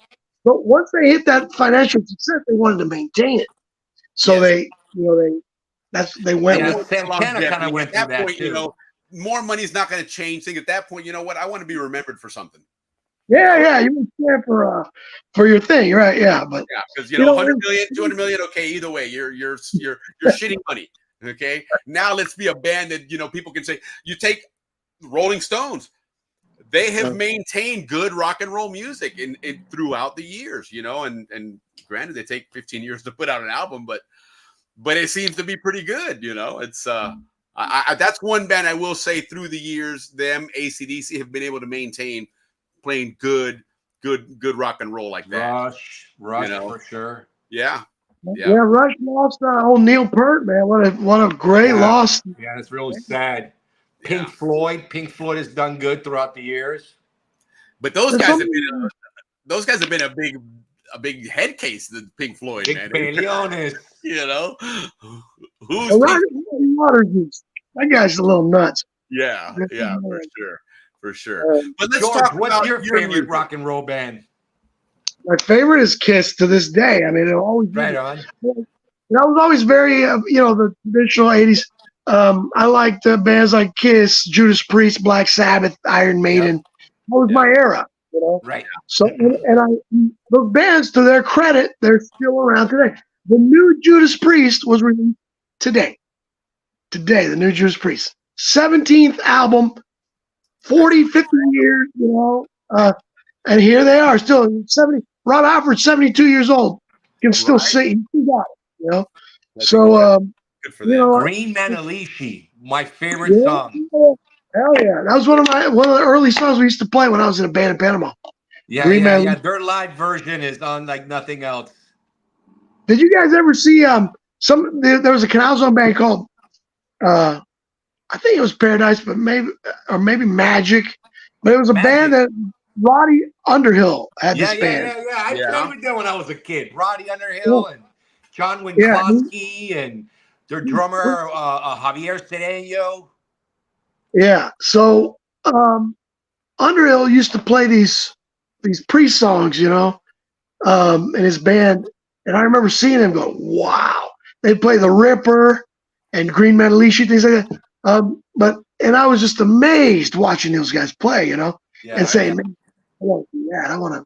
I can do that," Yeah, those guys were good. Those guys. When did you start playing guitar, George? When did you pick up the guitar? I actually was kind of a late starter. I started about 14 or 15. So I started kind of late, but I loved it, and I started and I never stopped. And immediately, any of you guys know a gentleman by the name of Paul Echevarria? No. Yvette Echevarria, Betsy Echevarria. Did you ever know them? No. They were great. He heard me play one day. He was in the Nizelics. This John Nizelic. He knew us because I used to play with his brother. We used to hang out. And so he goes, "Yeah, I think George Call lives there, And he goes, "Yeah, he could hear me outside." And so they came and knocked on the door and he goes, "Hey, is that you playing guitar?" I'm like, "Yeah." And he goes, "I've got a buddy, man, Albert Dominguez and Eric Dominguez, their brothers. They live down the road. We have a band. Why don't you come and jam with us?" I go, "I've never jammed with anybody in my life." Right on. Yeah, that sounds good. So when I went to jam with him, Albert goes, "Okay, man, but you just play rhythm, okay? I got all the leads." I was like, "Yeah, cool, man. Yeah, no problem. I was just happy to play." Yeah, for sure. And he could solo like nobody's business, dude. And so I was just holding down the rhythm for him and his brother on the drums, And that was it. That was the beginnings of Warlock. And we could play but before I don't think I was even seasoned yet. I was already in a band. There you go. Loving every minute of it, Did you ever play behind the behind the college library, that Bohio back there? Not the college, but I did play the spinning club in Diablo, which was cool. Spinning club was definitely a spot for the bands. Somebody would sit at the little bridge you had to cross over and collect the fee. Right, only one way in, one way out. Yeah. So you had them, you got them. Oh yeah, okay. Yeah, we got a band playing. I'm not here for the band. I'm on my boat. I got a shed. Oh yeah. Right. It was great. Love the zone. Love the freaking zone. So then, so we are going to fast forward then. You stopped playing for the military and you evolved things now. And then we got to the point 10 years ago, you had your last album out and then things have slowed down a little. And then you got everything back together. You got the ball rolling. And now, so you posted then on Monday here that you've got a new album coming out. And then on what was it, Wednesday that the song was dropping, the video? Yeah, the video dropped, I believe it was Wednesday, yeah. So we announced the new album Monday. On Wednesday, the video came out, and then the album beat on the 13th. And when we stopped doing the military, what we did was we at this point now, we played Europe so often that we made contacts and people were reviewing our music, and we got signed. So we got signed to first an Italian label called Adrenaline. And we did an album for them and then appeared on some compilations for them. And then we got signed to a German label. And we did some records for them. And then they came and licensed our previous records and re-released all that stuff. Wow. And so that was great. But then the pandemic hit and everything. And then we're like, these labels, because they're smaller independent labels, Right. And we're like, man, they're goddamn. We put out these records, we tour all this stuff, we do this, but wait, show me the money, man. Right. You get some money initially. You're there for your sign-on stuff, and then after that, it was like pulling teeth to get it. So when this time came around, we said, you know what? We shopped the rest of them. Of course, we gave first right of refusal to the label that we'd been with. We had our licensing. Sure, I don't and but we were like, all these labels are still offering the same stuff from years ago. Nah, let's just do it ourselves on our own label, Vanadium. Well, and the world changed too. I mean, there's a lot more mechanisms to put your own stuff out now. And what's funny is within 2 days of pre-order, and the album's not out yet, it won't be out for a month, but within 2 days of the pre-order going live, we had already made the money that we would have made from the label, from our invest for the life of the album. Yeah, so we're like posting that, man. That's awesome, dude. We're set, Of course, we undertake more personal expense because we still had to pay for everything. We had to, all the legwork and the business stuff and the websites and all that. We had to take care of all that ourselves instead of the label, the videos, all that stuff we had to do ourselves. But we're like, you know what? Already we're at what the label would have paid. So we would have just kept on doing the stuff for this minimal amount where now the sky's the limit, So, and we've always been an underground band anyway. We've never been on the level of a Bon Jovi or a Kiss or even an Exodus or whatever. But we've had people that follow us around the world. We've got fans and people that like our music and like what we do and have allowed us to maintain a presence all of these years. So, yeah, why not, man? And at this point, like I said, sky's the limit. I mean, there's, as much as we want to do it, all that is coming back to us instead of going to a label and then you got to knock on their door every 5 minutes for an accounting. And are you going to send anything, this quarter or this? So, you take a lot of that headache. You take a lot more responsibility on, but it's a good trade-off. Yeah. I mean, we're all old at this point. We don't have illusions about being rock stars. We're rock musicians. That we're a working band. We go out there, we play, we make our living, we've got fans, and as long as we can maintain and continue, hey man, the world's our oyster. Now here's a kicker. Gina Rios, of course, right? Did you know? And of course you probably do. Gina's husband is the president of Universal Music Group, UMG, right? One of the few last of the major labels left in the world, right? So when I go to their house in Calabasas and stay the night, I've drank beers with him at his house. I've been to that house. Yeah, I've been there and spent the night many times. And I've gone in the car with Victor. His name is Victor Gonzalez. Victor, right? Of the Latin division, though. He's the Latin division. And I go, come on, Victor, let's go in your car. Listen to this. Here's my new music. Play this stuff. Listen. That kind of music is just not in style anymore.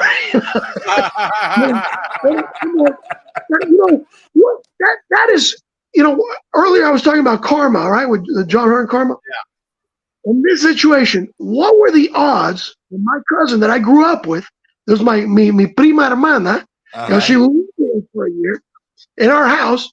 What were the odds that she would go and marry the top dog at UMG, and still I can't get any play?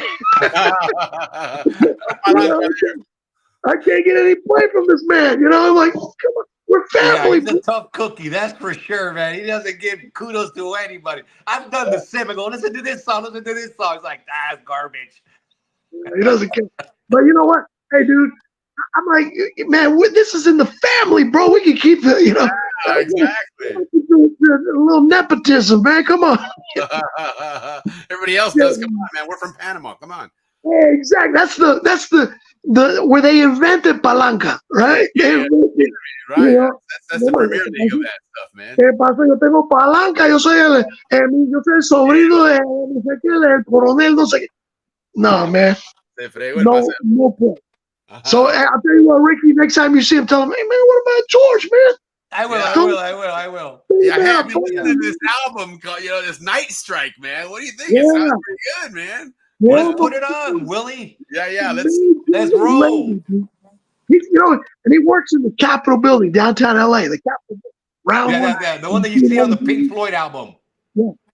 Last time I was at his house, he goes, "You like the Beatles?" Hey, yeah. He goes, "Look at this." It was the Beatles live at the Cotton Bowl or whatever the bowl, some bowl, Hollywood Bowl. The Beatles live at the Hollywood Bowl. They hadn't even released it yet. There it was. It's sitting in his house. Yeah, it's not out yet, but here you go. You want to listen to it? Here you go. And that's amazing to me, because it's my whole life has been music. Yeah. And then my cousin marries a guy. They promote Top executive. Yes, the top executive of the Latin division of the biggest, arguably the biggest label, them and WEA, Warner, Elektra, Atlantic. Those are the two biggest labels in the world for music. And I can't get. You're connected as you can, as connection can be. Right as it on, can yeah. be. Yeah, my sister and Gina are very tight, and they, every time they get together, my brother and I drive down from San Francisco and hang out with them. You know what, dude? I've heard of Reina my whole life. I had Reina because it's her best friend. It's like one of her friend, man. That's her tight. Yeah, they go way back, and so I've heard. But who would have thought that Gina, out of my whole family, she living in a mansion in Calabasas, in California. She's the millionaire of the family. She's the. I mean, they're in a. I'm like, God damn, Gina, how did you pull that? Oh, Gina. She married Gina well. Pepina, that's what we call her, Peps. That's what we call her, Gina Pepina. And we would sing did you ever see a show? It was from Argentina, but it would air in Panama. Titanes en el ring. Yes. Yeah. I love it. So there was the character on there. Es Pepino, Pepino, Pepino. Es Pepino, gran payaso. Yeah, my guy, the one I like to get. Es muy bueno coreano. Mata cucaracha, pero con baigón. Watching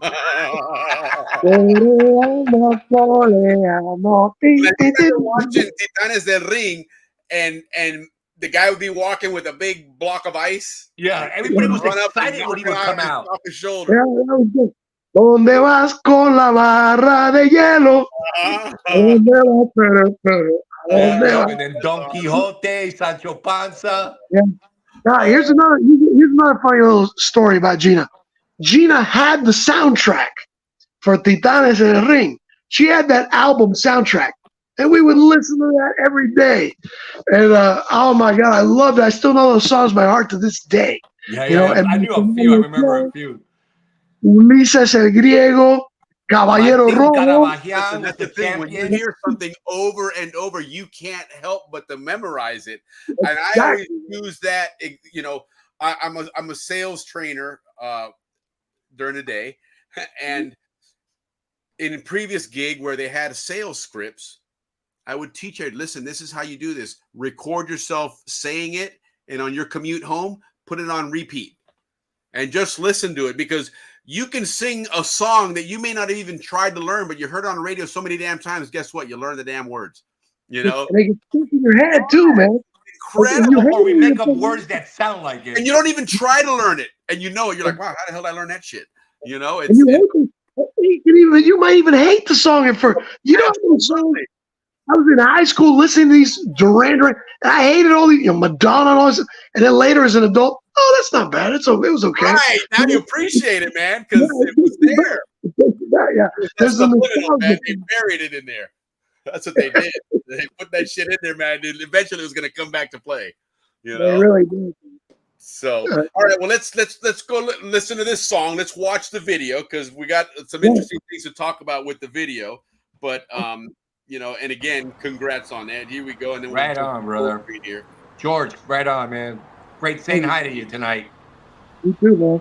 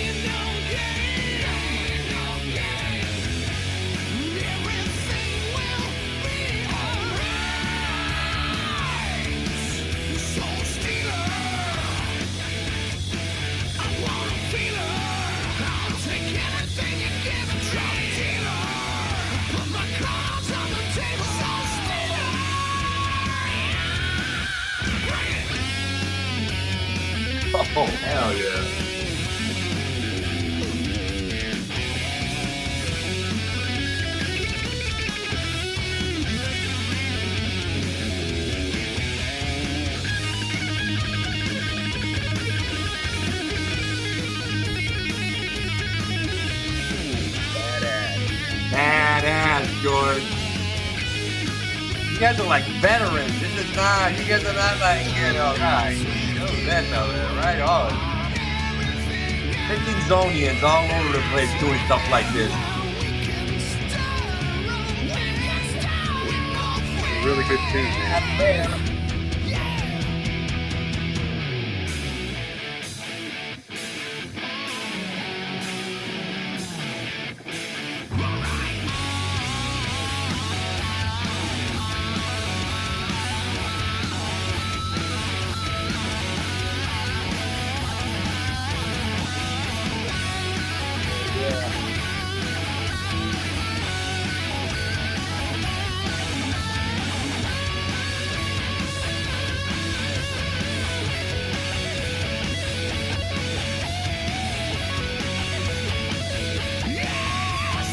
Hell yeah, Billy.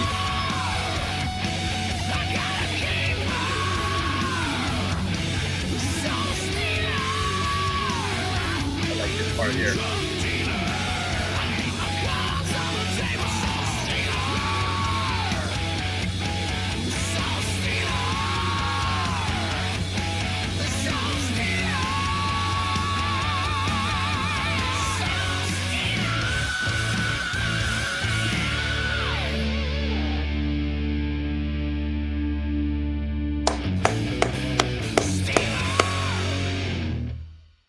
Hell yes. Dude, that's awesome, man. That is really, really, really cool.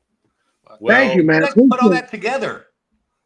Huh? Say again? That's what I want to talk about. That's what I want to talk about right there. Because again, I started doing a little background research here, right? I gotta study my guest and be able to have some good conversation here. And so that kid, I'm using that term loosely, but that kid there, that's your son Aiden. My son, absolutely. Oh, Yeah. right. Ah, How man. about that? How about that? My So son. does he play music?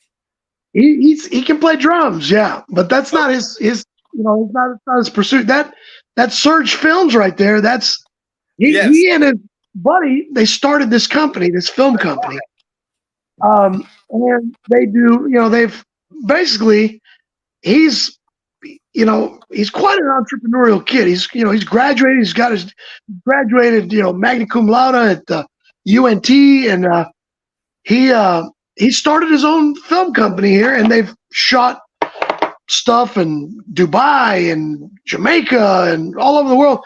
And I figure, if we're going to do a video, why not throw the work to my kid? I mean, why not?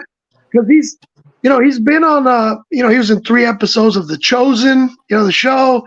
Really? And he started a movie. He didn't start, but he was in a movie with Michael Chiklis.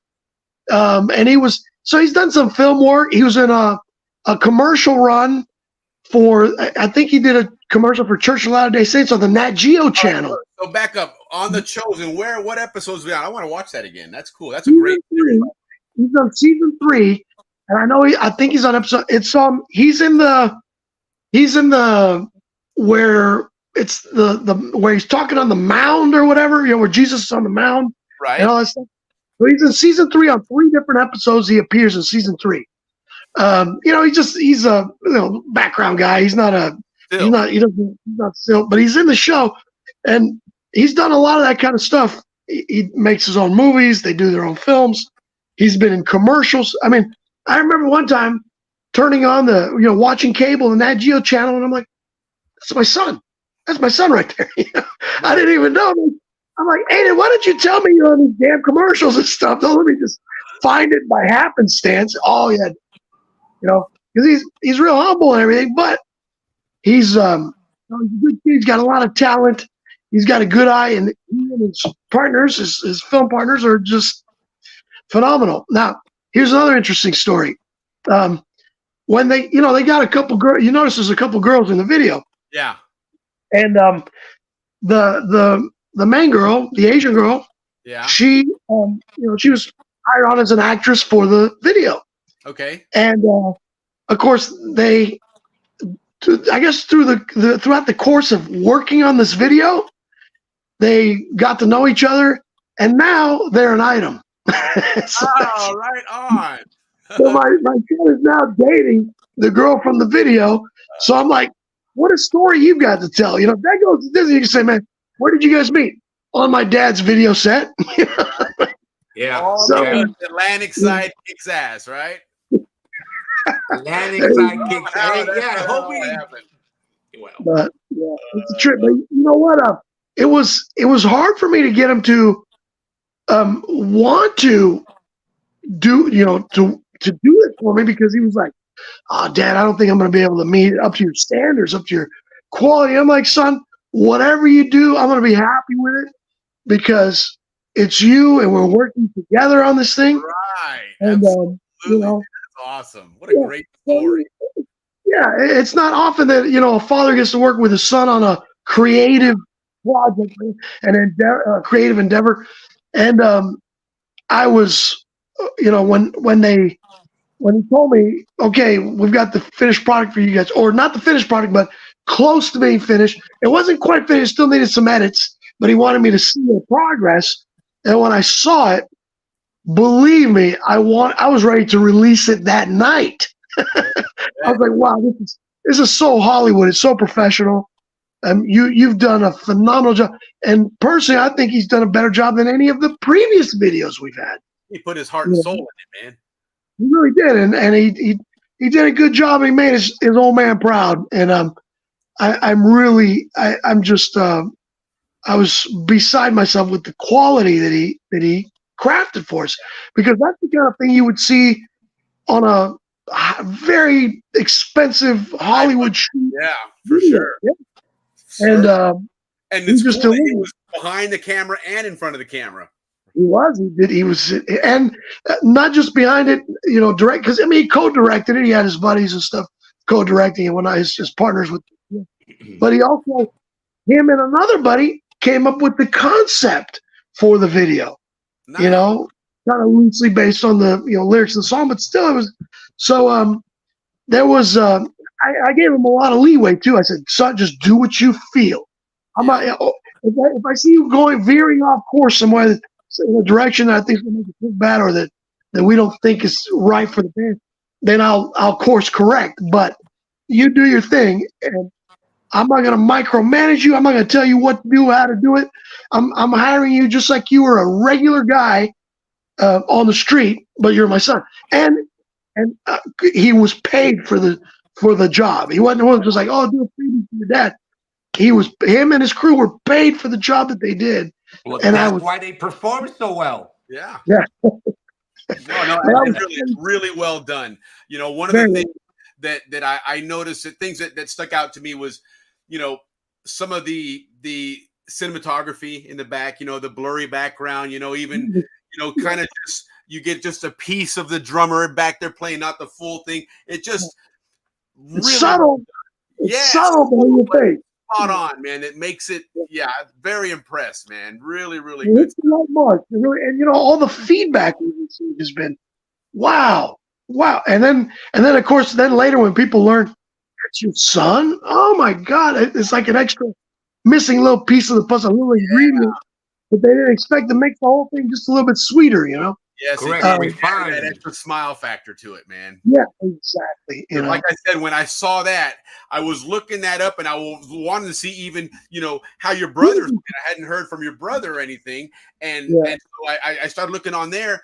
Hola, and Jenny. A picture of you and your brother and your son, and I was like, "Holy shit, that's him in the video." Went back and watched the video again. I was like, "Wow, man, fucking love it even more now, man." Good eye, William. Good eye, man. That was awesome. And, you know, Dave, now the reason you don't see much on Damien is because of his years in law enforcement, he wants nothing to do with social media. I can imagine. Yeah. Most of our law enforcement friends are like that. I make sense. Yeah, and that's another one. I certainly didn't expect to see him looking like that. You know, because for sure. I'm sure when you saw him, he was, and then he cleaned up real quick. He went, I mean, it was from one day to the next. Right. He went from probably the longest hair in the group to, you know, military law enforcement cut. You know, And I mean, when he was through, when he was done with it, he was done. Now, that said, he still loves and worships the music. He's an AC/DC fan till the day they put him in the ground. Right on. And he probably has a drum set at home. He's got a drum set, and his oldest son plays guitar. Ricky? So they jam. No, I played last week, and so I put them down. They're normally back there. Okay. Last week they were up there. He backed up, and he goes, and his drum set George, was behind. I'm the backup to the backup drummer. You know, way in the back. But every once in a while, these guys call me up, and we rent a studio, and we play for like 6 hours, and you know, I play their stuff. Way cool. Truly, we haven't played since. I haven't been called to play since the pandemic, so I was a little rusty. But all we did was blues. You know, I carried. I did some 6/8. I did some shuffle. You know, I did some Zumba. You know, I kept those beats. Easy stuff. That's all I can really do. I don't play covers or anything like that because I don't have the time to practice. But I've always had the drums sitting around, and whatever band wants a backup drummer, I show up. There you go. Dude, I'll tell you, when you say the pandemic, that was a very hard time for anybody in music. We were the first to go, right? I mean, and the last to come back. I did, and during those 2 years of the pandemic, and keep in mind, before the pandemic, I was in England minimum twice a year to start tours. That was the hub where we would start tours. From England, we'd go to Belgium and France and Spain, Portugal, Germany. We would do we'd do shows, we'd do some stuff in England, and when we'd bounce off into mainland Europe and do shows all over there. Spain was a big hotspot for me. So prior to the pandemic, I was working constantly, and then the pandemic. It was like, all the studios closed that you couldn't play anywhere. The whole world You played at your garage. Yeah, there were no venues that were open, and if they were, you know, they had all these restrictions. It had to be a restaurant. Correct, yeah. So we did. I managed to do in that 2-year period 3 shows in 2 years, where I went from doing shows all the time, constantly, to it was like feast and then complete famine. So I actually had to take up another vocation. I started teaching. I started giving language classes to people in Poland and Europe. That you know, there in Europe they start learning English, and right off the bat, right when they first start school, they start teaching them English because that's the international language of trade, of travel, of everything. Yeah, the business language. You know, it's the common tongue now. So they start learning it right from the get-go in school. And basically, I'm the guy that, you know, Monday through Friday, in the daytime, it's my day gig.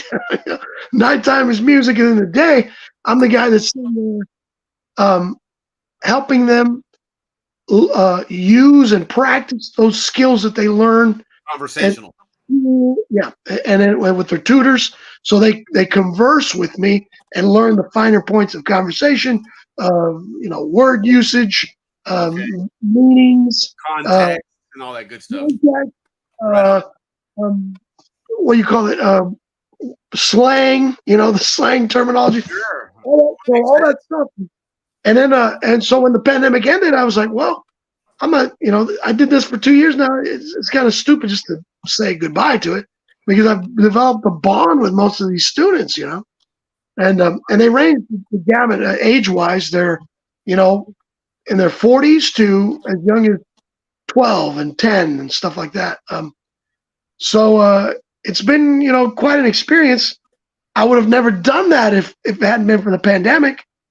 Right. But you know, now that I'm there, it's like, well, you know, I'm one of those guys that I'm hard pressed to quit something. I'm loyal to the end. Like with Kiss, right? I started liking Kiss in 5th grade, and here I am, an old man, still a Kiss fan. You know what I'm saying? With me is Santana. I've been following him since forever. Right. Yeah, everybody knows me, knows I'm a Santana, you know. Yeah. What's your favorite album?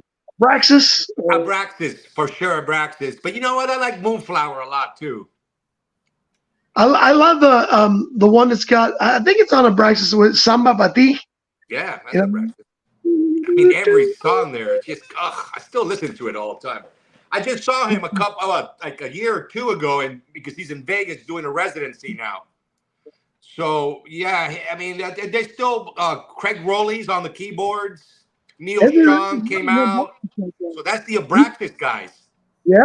He started with Santana and then left for Journey and then went back They all again. went to Journey. Correct. They all went to like half the band is Journey. Yeah.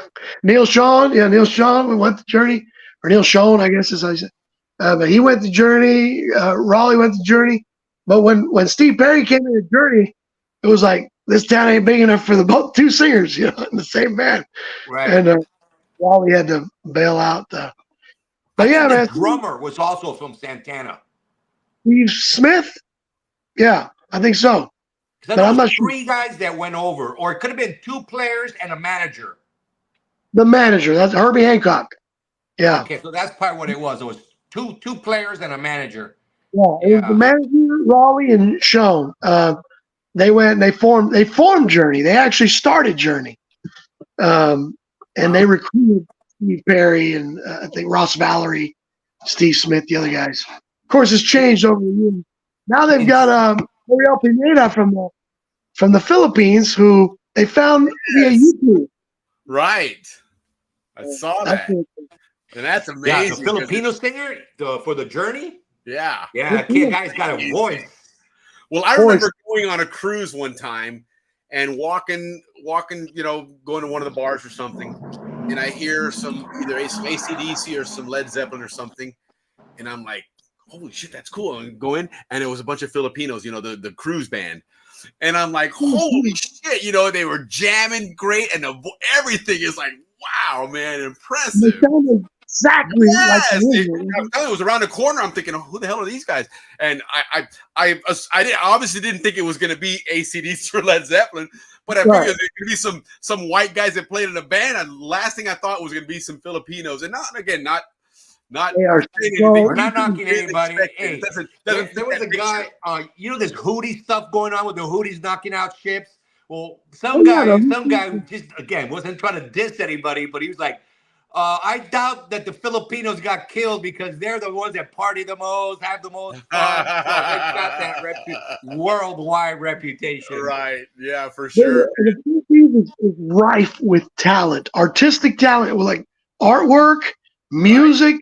Right. I remember sitting in with the Filipino bands, playing with them when we were because in the Middle East, like in Saudi and Bahrain, Kuwait, they import all their labor comes from overseas, from Sri Lanka, from Philippines, Bangladesh, they're from all over the world.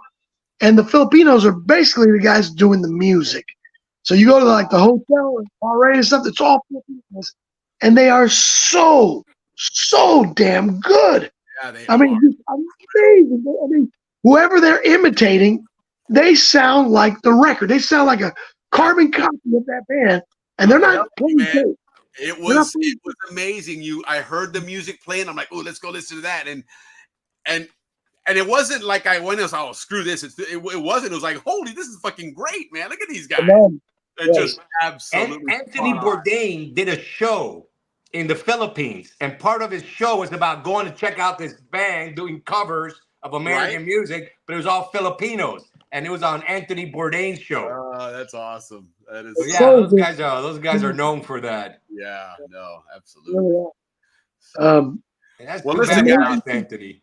We are getting late, and I'm not a fan of cutting it off. Willie, I've had a blast with this, and I would love to keep it going. We certainly can. There's a lot of rock and roll people from the George. We could do this. So we could probably do another 7 minutes. That gives us the full 2 hours. And then in the future, maybe later when the album comes out and stuff, I'd be happy to come back with you. Please do. We would love to have you on. Absolutely. Absolutely. The guests coming on there and writing it. Yeah. So many names from it was great. All the guests participated tonight. Thanks a lot, guys. Appreciate that. Yeah, for sure. So keep it in mind. Not sure what we'll have on for next Friday, but we'll come up with something good. We'll come up with something good. George, we may throw you on here again if you want or whatever, but I really had a blast. And listen, you've been great. George, we threw this thing together last minute, but you know what? It was a lot of fun.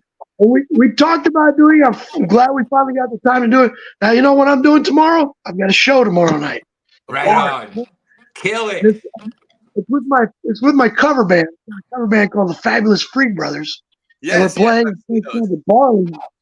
It's this SMU college, Southern Methodist University, downtown Dallas, and you get the absolute creme de la creme, as the French would say. Nice. These college kids that just go in there and lose their minds. And this cover band it's a 70s cover band. We play all 70s music. That's cool. So we do Zeppelin, and we do Elvis, and we do Free, and all these dude, that is games, and, stuff. We gotta get somebody to film it, man, and send it to us so we can play it, man. It's so fun, and that place in particular it gets wild every time. Well, it'll be fun tomorrow, but certainly, man, a pleasure and an honor being on your show. It's always good to go with old guys from the old home, the back home, as we call it, Panama. Yeah. I still got so much family there. My mom, of course, is still there. My dad, retired and died there. In the end, he spent more time in Panama than he ever did in the States. So it's home. And that's what this is all about, man. Is reminiscing, talking about memories, talking about talking about football. Well, hell, last week we were talking about where everybody lived, what street you lived on. Just even that conversation to anyone else who's like, really, you're talking about a house on the street? Little League football. Oh, that's cool, man. I remember that street. I remember that house. Oh, I remember that person, your neighbor, and so it's what it's all about. And so one big part of it was the music and the bands down there and the rock and roll music. And so it was really, really cool going through this story with you from getting started at 14, a little, jamming with somebody down the street to touring the world. And then running into a Zonian halfway around the world and getting invited to their house and all that stuff. What a great that happened so many more times than you could imagine. Where we'd go somewhere and it'd be somebody from Panama or somebody from the zone or somebody from, and we run into people we went to high school. Do you remember Darren Grummy? Do you remember him? Yes. He passed away during the pandemic, sadly. Yeah. He's one of the, but I swear to God, he saw us in Guam. He saw us in Japan. He saw us wherever we go, there's Darren Grummy. He saw us in Louisiana. He would come out of his way to come to our shows. He lived in Mississippi, but he came. We're like, wow, it's such a profound loss to lose him. And I actually talked to him in the last, not on phone, but we communicated online, and he was like, they went to the hospital, and he was like worried, and I go, bro, you'll be okay, man. Good, don't worry. But I really believe that those respirators, they made it worse. That did more harm than good. Agreed. Agreed. Because I think it, what is the body naturally? It's like, when you get a cold, what's your body doing? Your throat's constantly clearing, right? You're getting rid of, you're expelling all that dirt. You're spitting it out or swallowing it, but you're getting rid of it. So your throat's constantly doing the work. Even though you're sick, you're doing the work. But I believe, this is my own belief, but when they put that respirator that enables your breathing, now your body, just like with your eyes, that's why I can't see. Your eyes relax when you wear glasses, and then you start taking them off and you can't see. So you start using this artificial respiration, and your sections that are normally working naturally heal. Yeah. So now they're just going, relax, kick back, it's being done. And you need your body working and fighting with everything so that it can get rid of that stuff that caused the lack of being able to. The body's designed to fight bugs if you let it. Absolutely. You gotta let it. Anything. Cuts, everything. Yeah. Infection, everything. Yeah, I lost a friend too for the pandemic and a family member. So there were several Zonians that we lost, and it was unfortunate. Maybe that's something one day, not to be a sad show, but maybe we can remember some and tell some cool for stories sure. for these people, you know. Dia de los Muertos. Exactly, memorialize them for sure. But There you go. so anyway, again, thank you so much. You made this awesome, and this was the longest show we've done. We went 2 full hours, and that was cool, man. 2 hours. You know, the real long shows, people too. I'm tired of hearing those motherfuckers. I'm tired of hearing those. Yeah, we were rotating out the crowd, and it was some others coming in and some leaving, you know. But no, it was good stuff. I enjoyed it. It was a lot of fun. It was very entertaining. Yeah, and right for on. sure, when your album comes out, please just let me know. Hey, Will, ready to jump on? All right, we'll do it. And anything we can do to help you promote your album, we're more than happy to do it. But thank you again. Zonians out there, thank you so much. Stay tuned next week. We want to bring back the Cayuca race again. We are getting to that point. The 24th of March, I think, in Panama this year is the finals for the Cayuca race. So hopefully next week we'll get our resident historian Dave Dahlstrom back on here and start talking some Cayuca race and build up to the end there. But again, join us whenever you want, George. Appreciate it. Ricky, again, as usual, enjoy having you on, and we look forward to talking to everybody next week. Hey, one quick shout out, man. I'd like to send a quick shout out to all the Diablo boys, man. All the Diablo boys, man. Here's one for you. All right. Hey, listen, that reminds something. So gather a group of your Diablo boys. You need 4. 4 Diablo boys, and we're going to grab 4, probably Balboa, right, Ricky? Yeah. We're going to host a Family Feud type show here one Oh, cool. It's gonna be a lot of fun, man. Yeah, we got a lot of ideas coming up, guys. Yeah. So that one, when you mentioned that, I want to start pitting some neighborhoods against the others. You know, it'll be fun. Like, you know, what's funny in Diablo, we had 2 sections of Diablo. You know, we had the Diablo Heights, right, and then the flats, the lower part. Correct. And we actually within the town there was intertown rivalries. Nice. Yeah, the Heights. Yeah, you guys had like separate gyms too. Yeah, well, there were 2 schools, and I actually got shot. I almost got killed by a Guardia at that school. That's a story for another time. I got a Diablo story. John Kramer got shot at by a cop one time. You know, in Diablo, 3 a.m. running. There's something in common right there. There's because I had a gun drawn and hold on me, and the cop actually threatened to shoot me. And I was like, no, he got it. No, this guy, we heard, pa, parang ahí. Well, hell yeah, after you shoot, hell yeah, we're stopping, motherfucker. Of course. But, for another day. They were menudos, right? You know, young kids. You had 18-year-old guys, you know, fresh out of the friggin', they just shook them out of the tree and said, here, you got a badge, you're a cop. Right. And wearing grease, they're hiding in the damn bushes. You couldn't see them. Yeah, they were ready to shoot. They saw too many television shows, man. Yeah, they had an opportunity, man. It's like, we got the upper too, man. Anyhow, well, great talking to you. Ricky, good meeting you, brother. Big George, gracias, mano. Right on, guys. Yep, everybody take care. Have a great weekend. We'll see everybody next Friday, 9 p.m. By the way, real quick, guys, anybody else, throw in the chat in here or in the SCN Canal Zone. I've heard some rumors that people think 9 p.m. Eastern time is a little too late. So just in case, maybe we can back it up an hour. I don't know, Ricky, what your I'm good. I'm dedicated. Maybe to get for the older crowd to stay on or jump on, because again, I'm getting feedback that 9 p.m. may be too late. So stay tuned for that. But for now, let's plan on 9 p.m. next week. Same bat channel, same bat time. George, Ricky, love you guys. Take care, man. Y'all have a good one. Take care. Bye, guys.